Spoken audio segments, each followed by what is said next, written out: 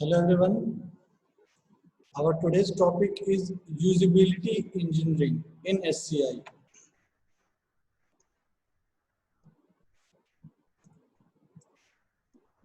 Basically, usability engineering is an approach to develop of software and system which involves user participation from the outset and guarantees the usefulness of the product through the use of usability specification and matrices.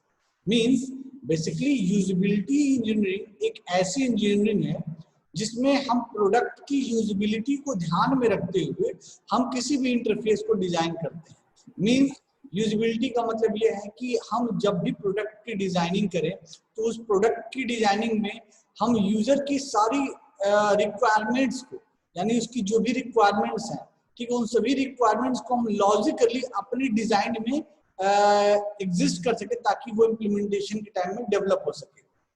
So basically usability engineering एक इस तरह की engineering होगी जिसमें हम एक software develop करते हैं, software like interface.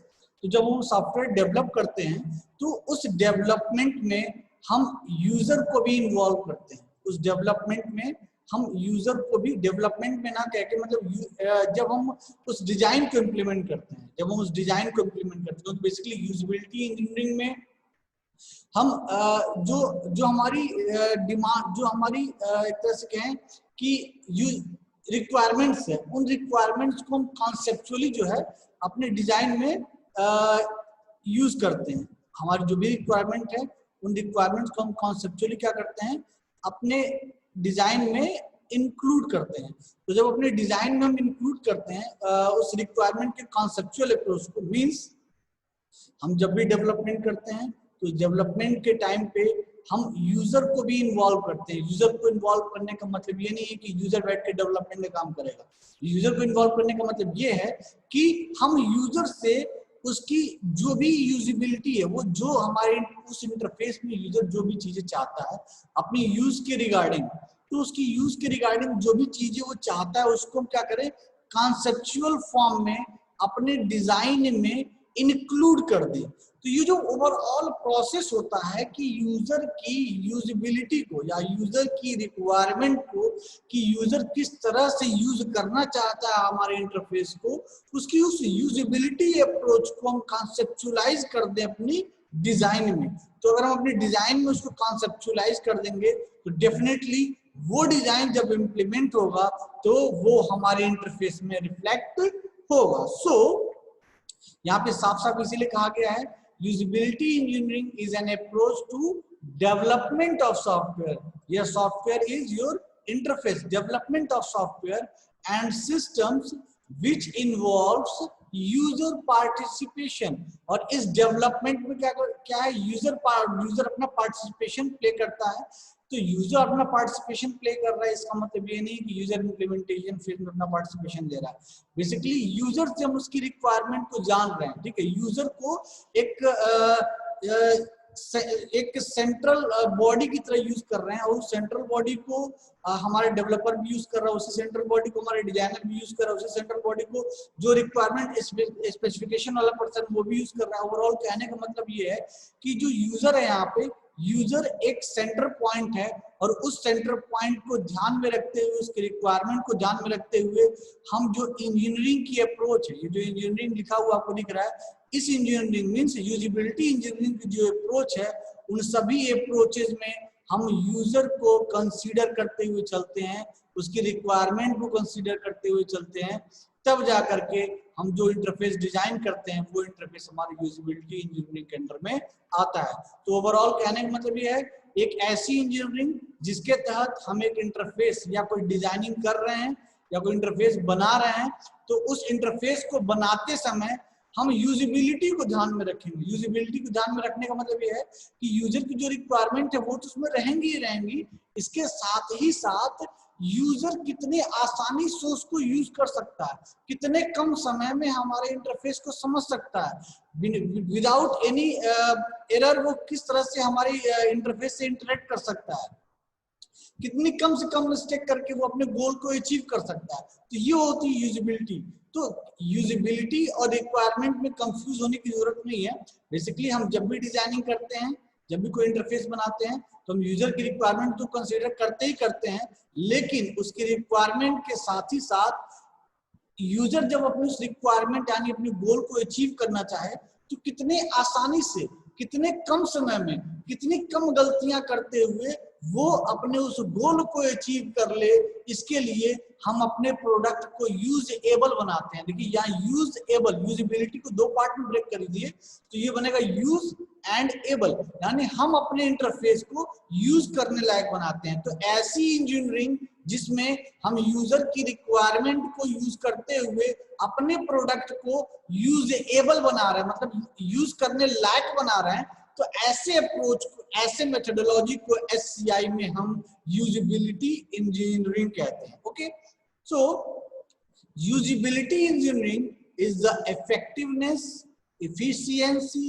and satisfaction with which user achieve a specific goal in a particular environment, where effectiveness is accuracy and completeness. Efficiency means resources expended in relation to the accuracy and completeness, and satisfaction means comfort and acceptability of the work. So there are three things: effectiveness, efficiency and satisfaction in regard of usability engineering. So usability engineering को, जैसा कि मैंने थोड़ी देर पहले भी कहा था, कि एक कॉन्सेप्चुअल अप्रोच है जिसको हम अपनी डिजाइन में उतारते हैं। ठीक है, तो basically usability is conceptualised into the product by design, यानी हम अपने कॉन्सेप्ट को डिजाइन में उतार देते हैं, यानी हम जैसा इंटरफेस चाहते हैं तो उसको हम अपनी डिजाइन में उतार देते हैं। तो डिजाइन में उतार देने का मतलब ये है कि उस डिजाइन को हम इस तरह से बनाएं कि वो यूजेबल हो।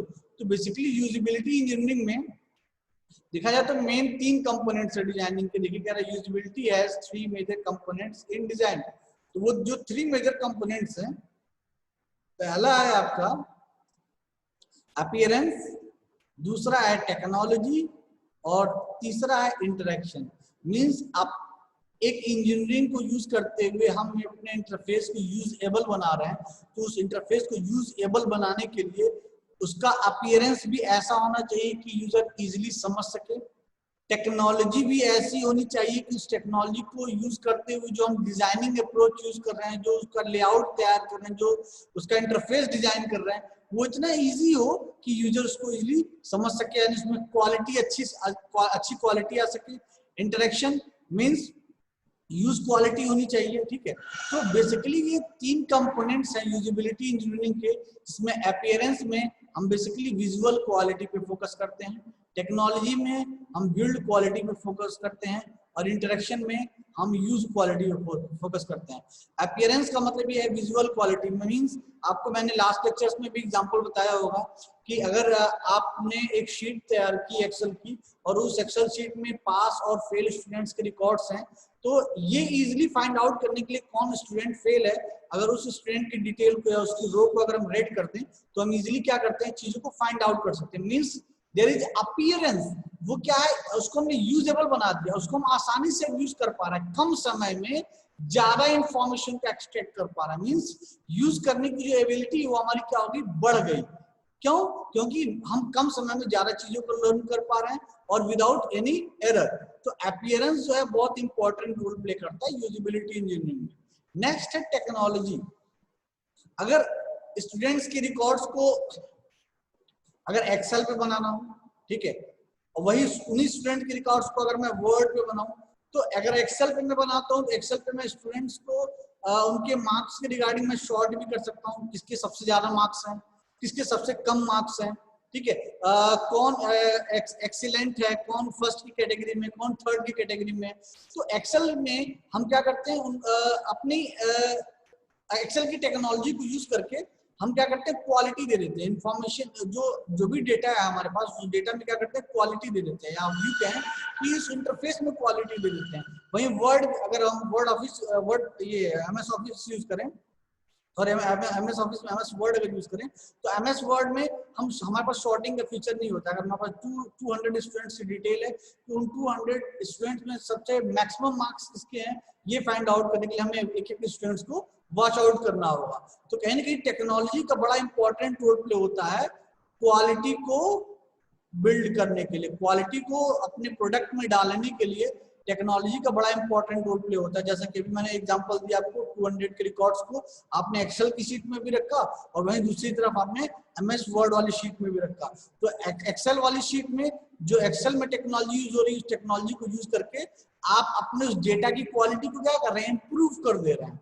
भाई अगर इंटरेक्शन की बात करें, इंटरेक्शन मीन्स यूज करने की एबिलिटी, मीन्स जो यूज करने की क्वालिटी है वो हमारी बढ़ सके। तो यूजिबिलिटी इंजीनियरिंग की अगर बात करेंगे तो basically usability engineering completely design based होती है, ठीक है। इसमें हम सिर्फ और सिर्फ डिजाइनिंग की बात करते हैं, लेकिन उस डिजाइनिंग को हम इस तरह से करना चाहते हैं कि उस डिजाइन को यूज करने की एबिलिटी बढ़ जाए। और यूज करने की एबिलिटी कैसे बढ़ेगी, हम जब 3 मेजर कंपोनेंट्स को यूज करेंगे। कौन कौन से component? appearance, which is visual quality, technology, that is build quality, and third one is interaction, that is use quality. So अगर इंटरेक्शन SCI में जिसमें हम इंटरेक्शन की बात करते हैं, तो आज जो टॉपिक हम पढ़ रहे हैं usability engineering, basically usability engineering में यूजिबिलिटी को कई तरह से यूज किया जाता है, ठीक है। हम डेली लाइफ में भी यूजिबिलिटी को यूज करते हैं। इंजीनियरिंग के टर्म में अगर बात करें तो जिस तरह से हम यूजिबिलिटी को यूज करते हैं वो यूजिबिलिटी इंजीनियरिंग हो जाती है। अगर हम किसी चीज की एनालिसिस करते हैं उसकी यूजिबिलिटी के रिगार्डिंग, ठीक है, तो वो यूजिबिलिटी स्टडी बन जाती है। वहीं अगर हम किसी प्रोडक्ट की या इंटरफेस की टेस्टिंग करते हैं यूजिबिलिटी के रिगार्डिंग कि उसको यूज करना कितना आसान है, कितना टफ है, तो वो टेस्टिंग हमारी यूजिबिलिटी टेस्टिंग बन जाती है। कहने का मतलब ये है कि यूजिबिलिटी वर्ड है, उस यूजिबिलिटी वर्ड को अलग अलग फील्ड्स में यूज करने के अकॉर्डिंग हमने उसको अलग अलग तरह से डिफाइन किया है। जैसे कि अगर नॉर्मली यूजिबिलिटी की बात करें तो आप यहाँ देखेंगे कि usability is the measure of the quality of a users experience when interacting with a product और सिस्टम। मीन्स जो यूजर हमारे इंटरफेस को, हमारे प्रोडक्ट को यूज कर रहा है, अगर वो बहुत फास्ट वे में यूज कर रहा है मतलब वो बहुत एक्सपीरियंस पर्सन है और हमारे इंटरफेस से बहुत ही अवेयर, हमारे इंटरफेस को अच्छे से जानता है, समझता है। यानी इस केस में क्या है, यूजिबिलिटी बढ़ गई। मीन्स यूजिबिलिटी से हम क्या मेजर कर रहे हैं, quality of user experience, quality of user experience, user का एक्सपीरियंस हमारे डिजाइन के रिगार्डिंग क्या है, तो कितने इजी वे में यूज कर पा रहा है या कितने टफ मोड वे में यूज कर पा रहा है। तो यूजिबिलिटी के थ्रू हम बेसिकली ये आइडेंटिफाई करने की कोशिश करते हैं कि जो क्वालिटी है यूजर के एक्सपीरियंस की, वो हम यूजर की एक्सपीरियंस की क्वालिटी को बेसिकली मेजर करते हैं, ठीक है। वहीं अगर इंजीनियरिंग के टर्म में समझें तो usability engineering is the process of deriving, specifying, measuring, constructing and evaluating usability feature। Means अपने प्रोडक्ट में यूजिबिलिटी को डालने के लिए हमें किन किन स्टेप्स को फॉलो करना होगा। प्रोसेस ऑफ डिराइविंग, स्पेसिफाई करना है उसे, फिर उसे मेजर करना है, उसे इम्प्लीमेंट करना है और देन उसे इवेल्युएट करना है। मीन्स कंप्लीट इंजीनियरिंग, जैसे कि सॉफ्टवेयर इंजीनियरिंग होती है जिसमें हम सॉफ्टवेयर को बनाने के पूरे प्रोसेस को फॉलो करते हैं, ठीक है, सारे फेजेस को फॉलो करते हैं SDLC में, वो क्या है, सॉफ्टवेयर इंजीनियरिंग। वैसे ही जैसे सॉफ्टवेयर इंजीनियरिंग होती है वैसे यूजिबिलिटी इंजीनियरिंग मीन्स एक ऐसी इंजीनियरिंग जिसमें प्रोडक्ट की यूजिबिलिटी को चेक करने के लिए, प्रोडक्ट में यूजिबिलिटी को इंप्रूव करने के लिए, प्रोडक्ट में यूजिबिलिटी को लाने के लिए हमें किन किन चीजों को फॉलो करना होगा। वो है process of driving, specifying, measuring, constructing and evaluating usability features. भाई अगर यूजिबिलिटी को स्टडी के टर्म में समझे तो usability study is the systematic analysis based on heuristic और एक्सपेरिमेंटल इवैल्यूएशन। मींस आप ये स्टडी कर रहे हैं कि बेसिकली यूजिबिलिटी कैसे आएगी, ठीक है। तो बेसिकली हम क्या रहे हैं, ह्यूरिस्टिक इवैल्यूएशन कर रहे हैं, एक्सपेरिमेंटल इवैल्यूएशन कर रहे हैं। अगर टेस्टिंग के टर्म में समझे तो usability testing is the scientific verification of the specified usability parameter with respect to the user needs. Means user की जो रिक्वायरमेंट्स थी इंटरफेस को यूज करने के रिगार्डिंग, वो रिक्वायरमेंट कितनी फुलफिल हो पा रही है या हम कहाँ पे लैग कर रहे हैं, यूजर कितने समय में इंटरफेस को समझ पा रहा है, यूजर को क्या क्या प्रॉब्लम फेस करनी पड़ रही है इंटरफेस से इंटरेक्शन में। तो यूजेबिलिटी को हम टेस्ट करते हैं कि हमारा जो इंटरफेस है वो यूजेबल कितना है, 20% यूजेबल है, 40% यूजेबल है, 60% यूजेबल है, 100% यूजेबल है। तो बेसिकली हम यही दिखाने की कोशिश करते हैं कि हमारे प्रोडक्ट में यूजेबिलिटी की फीचर है या नहीं है। अगर यूजेबिलिटी जितनी कम होगी, यूजर हमारे इंटरफेस को प्रॉपर समझ नहीं पाएगा, उसको यूज नहीं कर पाएगा, बहुत ज्यादा देर समय लगेगा उसे समझने में। अगर वो यूज करता भी हो तो बहुत ज्यादा मिस्टेक्स करेगा, मतलब मींस एरर के अकड़ होने के चांसेस बहुत ज्यादा रहेंगे।